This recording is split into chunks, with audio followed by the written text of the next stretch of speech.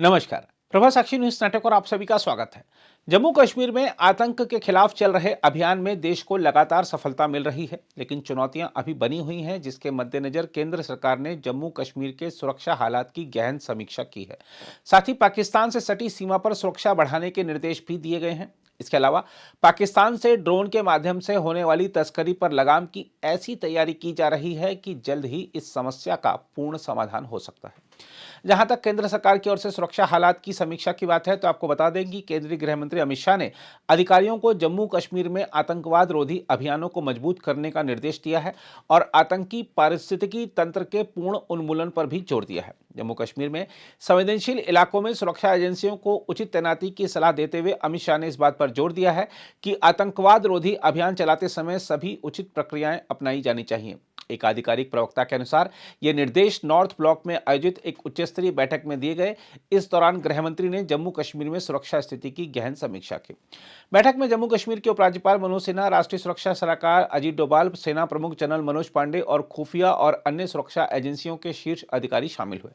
जम्मू कश्मीर में सुरक्षा ग्रिड के कामकाज और समग्र सुरक्षा परिदृश्य की समीक्षा करते हुए अमित शाह ने अधिकारियों को आतंकवाद रोधी अभियानों को मजबूत करने का निर्देश दिया और आतंकी पारिस्थितिकी तंत्र के पूर्ण नाश की आवश्यकता पर बल दिया। हम आपको बता दें कि एक पखवाड़ा पहले पुंछ जिले में आतंकवादियों द्वारा घात लगाकर किए गए हमले में 5 सैनिकों के शहीद होने के मद्देनजर यह बैठक बुलाई गई थी। सेना 21 दिसंबर के आतंकवादी हमले के एक दिन बाद 3 नागरिकों को पूछताछ के लिए कथित तौर पर ले गई थी। 21 से 42 वर्षीय ये तीनों लोग बाद में मृत पाए गए, जिससे लोगों में आक्रोश फैल गया था। इन घटनाओं के मद्देनजर रक्षा मंत्री राजनाथ सिंह और सेना प्रमुख जनरल मनोज पांडे ने पुंछ का दौरा किया था। एक अधिकारी ने कहा, गृह मंत्री को जम्मू कश्मीर में मौजूदा सुरक्षा स्थिति के बारे में जानकारी दी गई है। इससे पूर्व जम्मू और कश्मीर प्रशासन ने मृत नागरिकों के परिजनों के लिए मुआवजे और नौकरी का ऐलान करते हुए कहा कि इस मामले में कानूनी कार्रवाई की प्रक्रिया शुरू कर दी गई है। हम आपको बता दें कि जम्मू कश्मीर में वर्ष 2023 की शुरुआत से ही छिटपुट हिंसा जारी है। अधिकारियों ने हिंसा में वृद्धि को क्षेत्र में आतंकवाद को पुनर्जीवित करने के लिए सीमा पार के हताश प्रयासों को जिम्मेदार ठहराया है।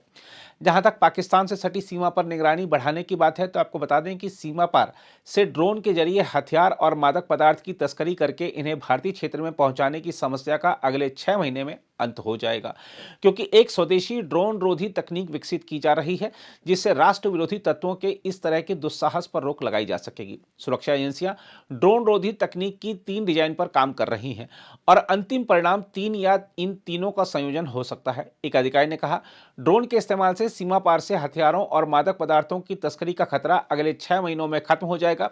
निश्चित रूप से तब तक ड्रोन रोधी तकनीक की व्यवस्था हो जाएगी। उन्होंने कहा कि नई तकनीक का परीक्षण चल रहा है और यह अंतिम चरण में है। पंजाब और जम्मू कश्मीर में ड्रोन या मानव रहित विमान यानी यूएवी का उपयोग करके पाकिस्तान से भेजे गए हथियारों, गोला बारूद और मादक पदार्थों को गिराया जाना कई वर्षों से सुरक्षा एजेंसियों के लिए एक बड़ी समस्या रही है। हम आपको याद दिला दें कि केंद्र सरकार ने पिछले साल अगस्त में बताया था कि पिछले 3 वर्षों में पंजाब में सीमा पार से हथियारों और मादक पदार्थों की तस्करी के लिए ड्रोन का इस्तेमाल किए जाने के 53 मामलों का पता चला है। जहां तक कश्मीर में आतंक के खिलाफ चल रहे अभियान में सफलता की बात है, तो आपको बता दें कि जम्मू कश्मीर में पिछले साल सुरक्षा बलों के साथ मुठभेड़ों में कुल 72 आतंकवादी मारे गए, जिनमें 50 विदेशी मूल के थे। केंद्रीय रिजर्व पुलिस बल यानी सीआरपीएफ द्वारा उपलब्ध कराए गए आंकड़ों के अनुसार जम्मू कश्मीर में अब भी 91 आतंकवादी सक्रिय हैं, जिनमें 66 विदेशी और 25 स्थानीय आतंकवादी हैं। जम्मू कश्मीर में कानून व्यवस्था की जिम्मेदारी संभालने और आतंकवाद विरोधी अभियान चलाने के लिए सीआरपीएफ कर्मियों को बड़े पैमाने पर तैनात किया गया है। आधिकारिक सूत्रों के हवाले से दिए गए आंकड़ों के अनुसार साल 2022 में सुरक्षा बलों के साथ मुठभेड़ों में 187 आतंकवादी मारे गए थे, जिनमें से 57 विदेशी मूल के आतंकवादी थे। विदेशी मूल के आतंकवादियों में अधिकतर पाकिस्तानी थे, शेष 130 आतंकवादी स्थानीय थे। अगर आप भी लेना चाहते हैं देश दुनिया की तमाम जानकारी, तो आज ही सब्सक्राइब करें हमारे चैनल को। साथ ही नीचे दिए बेल आइकन को जरूर दबाएं ताकि हर अपडेट आप तक पहुंच सके।